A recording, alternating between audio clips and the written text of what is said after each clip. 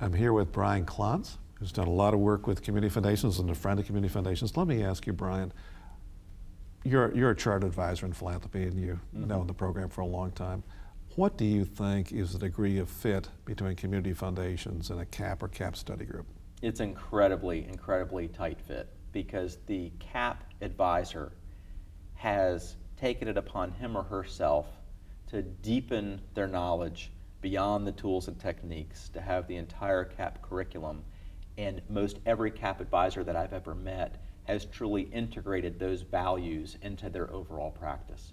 So you have a walking, talking ambassador to philanthropy going around your community, inciting more people to think about things that have impacted them, things that they want to be able to leave as their personal legacy.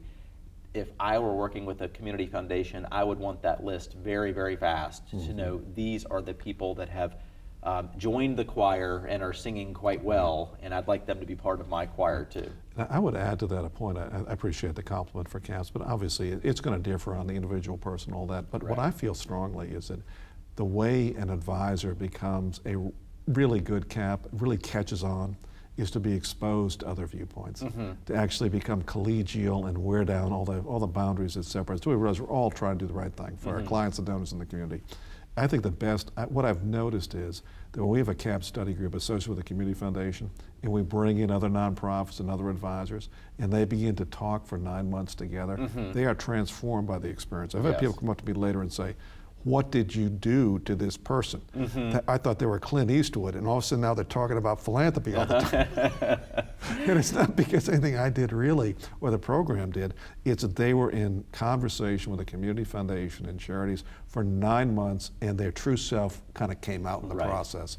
They were liberated in a way from the training they'd had. They still had the training they'd had from their financial service organization, but they reconnected to the heart and soul of giving. That's right. And it's a self-discovery. It absolutely is. And I can't think of a better place, and I'm asking you for your opinion on this, I can't think of a better place to have that kind of a conversation in a community foundation. I think they exist for that purpose. They do, in that they're all about raising the tide of philanthropy across all of the different institutions, in that, if it's a community foundation, that place, that geographic territory.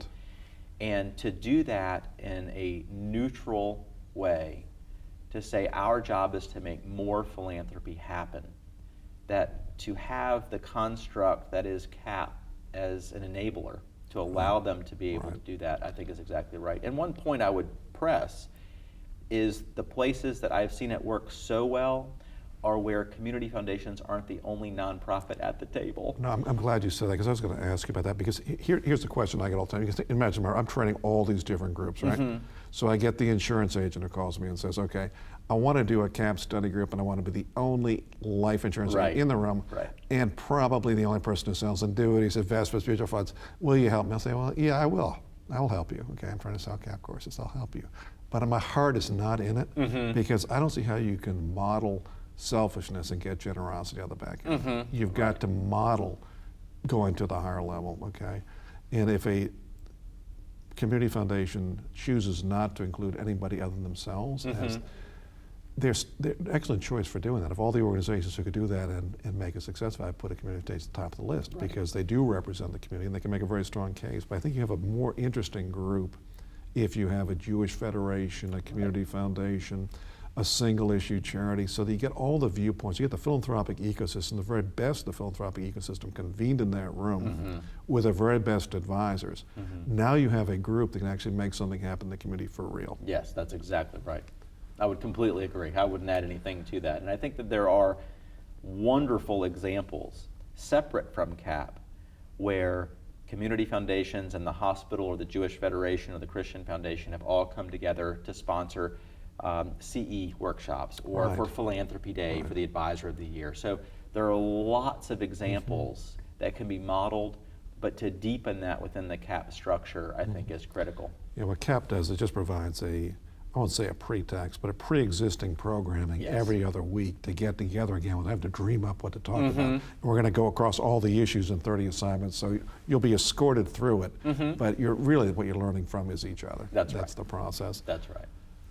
In a way, it's field building. Would you agree with that? I would agree. Ultimately, I would it's agree. field building, and the community foundation, whoever is the convener, emerges as the leader of leaders, and that's a really good place to be. It is. And I guess I would say, too, not to take away anything from the content, which is extremely strong, but if it's done right, the cohort can become stronger than the content because the doubt. cohort will live Absolutely. on.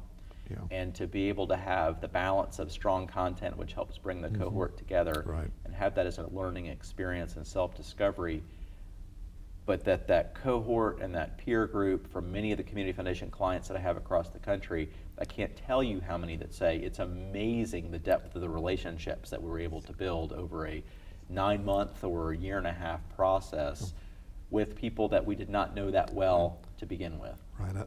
Thank you very much for saying that. One of the things that is one of those problems that's good to have, the problem that I have that's a good problem to have is that people will call at the end of a study group and say, now what? And my answer is, I'm done. I'm Right. going back for the Exactly. next group here. I run a ferry. I got you from one side of the river to the other. I'm going back for the next cohort. Exactly. And I think a community foundation is the ideal answer to that because they have a stake in keeping the conversation going Yes. month after month, year after year. And they can plug their normal programming in at that point. That's right. Only now they have passionate advocates. That's right. The baton can be passed Yeah, and they can okay. continue carrying Yeah, it. well, That's thank right. you very much for validating that. The other thing I would like to say, though, the other caveat is that's an ambitious program to get the best of the best in your conference room, including your friendly competitors with whom you have a history, Right. and the friendly competitors of the insurance people who have a history, and the investment advisor. That's stepping up a little bit in leadership, right? It And is. It's It not is. every community foundation is in a position right now to take that role. Would you agree with that? I would agree And with that. Some might want to step it down a notch and just have their friendly advisors get together every other week and have a sandwich and go through some. You can make that work too. I completely agree. I think it is suboptimal, but I would also agree from an academic point of view, things can always look great on paper, but when you're actually saying, how can we execute this in the right way, Right. that sometimes the optimal is not going to work Right. for various reasons. What I've noticed actually is that I learned this at the American College years and years ago from one man who's still here, Dr. Bozeman. He said groups form in predictable stages. He's quoting a famous study: storming, forming, norming, and performing. And the stronger the storming, the better the performing on the far side. There you If go. you convene all these strong people in a single room, there will be some storming There at will the be. beginning. And if you're not into that or up to that, you might want to just have your friends. Exactly right. Okay. You might have a slight drizzle, but a full storm you may not be able to Thank you very swallow. much. I think that's very helpful. Thank You're you. welcome.